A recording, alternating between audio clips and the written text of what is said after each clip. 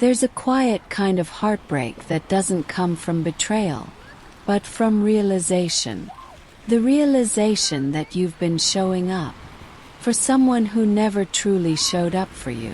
Not once, not consistently, not in the way your soul needed. And the hardest part, they didn't lie to you. Their behavior told the truth all along. 1. Their behavior is already telling you. Let me say something that may sting a little. People rarely confuse us. We just struggle to accept what they're clearly showing. They go days without checking on you. They only show up when they need something. They disappear when life gets heavy, but reappear when it benefits them. That's not a busy life. That's a decision. That's a choice. To choose everything except you. The Bible reminds us in Matthew 7 verse 16, "You will know them by their fruits," not their words, not their promises, their fruits, their actions. The almost friend. I once had someone in my life who called me their best friend. But I started noticing something. I was always the one reaching out, always the one checking in, always the one making space. One week I decided to stop texting first, just to see what would happen. Do you know how long it took for them to reach out? 3 weeks. 3 weeks. For someone who said I mattered. And when they finally did, it wasn't, "Hey, how are you?" It was, "Can you help me with something?" That moment changed me. Because I realized I wasn't in a friendship. I was in a convenience. 2. Chasing is costing you. Every time you text first. Again. Every time you forgive. Again. Every time you explain yourself. Again. You're not just giving them another chance. You're teaching yourself something dangerous. That love must be earned. But love is not a performance. It's not something you audition for. As Brené Brown writes in Daring Greatly, vulnerability is powerful, but it must be met with mutual courage, not one-sided effort. The relationship that drained me. There was a season where I poured everything into someone I loved. I was patient, understanding, available.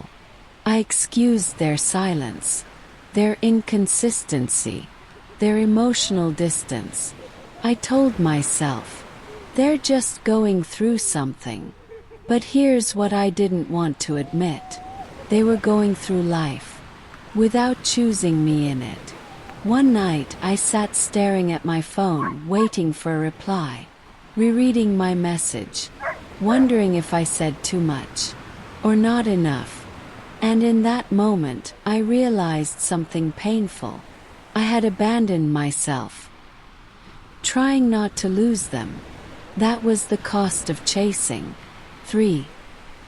Decide what you need and do not move. At some point, healing requires a decision, not a feeling, not a hope, a decision. You decide. I need consistency. I need effort. I need someone who shows up. And then you do not move. Not because you're stubborn, but because you finally understand your worth. The wisdom in boundaries teaches us that love without boundaries is not love. It's self-abandonment. The moment I stopped moving, I remember the exact moment I changed. Someone I cared about reached out after disappearing again. This time, instead of explaining, instead of asking questions, instead of trying to reconnect, I simply didn't engage the same way. Not out of anger, not out of bitterness, but out of clarity. For the first time I chose me, and it felt unfamiliar, but it also felt like peace. For you do not need a big exit. Here's something freeing. You don't need a dramatic goodbye. No long message. No closure speech. No explanation. Silence is enough. Distance is enough. Because closure doesn't come from them. Comes from your decision. Even the alchemist reminds us. When you stop forcing what isn't meant, life begins to flow differently. Sometimes the most powerful sentence is the one you never send. 5. The right person will not make you wonder. Let me tell you what love is not. Love is not confusion. Love is not anxiety. Love is not waiting by your phone. When someone truly chooses you, you won't have to guess. You won't have to chase. You won't have to convince. As Gary Chapman explains in The 5 Love Languages, real love is expressed clearly and consistently. Faith perspective. God doesn't ask you to chase what isn't yours. Here's the truth we often forget.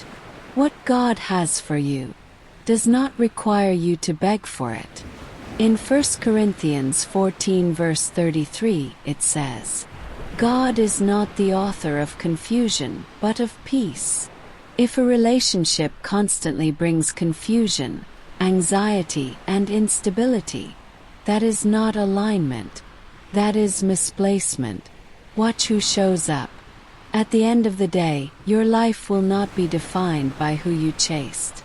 It will be defined by who stayed, who showed up, who chose you without hesitation. So here's what I want you to do. Stop chasing. Stop explaining. Stop proving your worth to people who benefit from you doubting it. Instead, watch. Watch who checks on you. Watch who shows up without being asked. Watch who stays consistent. Because those people, they are your answer. You are not hard to love. You were just giving your love to people who never decided to receive it fully. And once you stop chasing, you make space for something better. Peace. Clarity. And the kind of love that doesn't have to be forced.